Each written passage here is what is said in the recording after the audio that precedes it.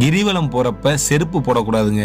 ருத்ராட்சம் அணிஞ்சுக்கிட்டு ஆண்கள் வேட்டி சட்டையும், பெண்கள் அவங்களோட பாரம்பரிய உடையையும் அணிஞ்சுக்கிட்டு சிவமந்திரங்களை மனசுக்குள்ளேயே சொல்லிக்கிட்டே தானே கிரிவலம் செல்லணும் அப்படின்னு சொல்லப்படுதுங்க.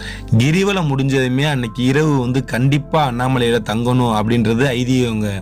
தங்கி மறுநாள் வேற எங்கேயுமே செல்லாம அவங்கவுங்க ஊருக்கு செல்லணும் அப்படின்றது எழுதப்படாத சம்பிரதாயமா இன்ன வரைக்கும் கடைபிடிக்கப்பட்டிருக்குங்க. அப்படி செஞ்சா மட்டும்தான் குபேர கிரிவலத்தோட பலன் நமக்கு கிடைக்குங்க. இப்படி கிரிவலம் செல்றப்ப நம்ம வெட்டி கதை பேசக்கூடாதுங்க. ஏன்டா வெட்டி கதை பேசக்கூடாது அப்படின்றீங்களாங்க. இந்த கிரிவல பாதையான 14 கிலோமீட்டர்கள் முழுக்க முழுக்க ஏராளமான சித்தர்கள் வாழ்ந்து வர்றாங்கங்க. நம்மளோட வீண் பேச்சு அவங்களுக்கு தொந்தரவா இருக்கக்கூடாதுங்க. இப்படி கிரிவலம் போறப்ப நீங்க முடிஞ்சா அந்த கிரிவல பாதையில இருக்க சாதுக்களுக்கு அன்னதானமோ வஸ்திர தானமோ செய்யறது கோடி புண்ணியத்தை தருங்க. என்னங்க, குபேரலிங்கத்தை பத்தி தெரிஞ்சுக்கிட்டீங்களா? நீங்களும் அடுத்து கோடீஸ்வரர் தாங்க.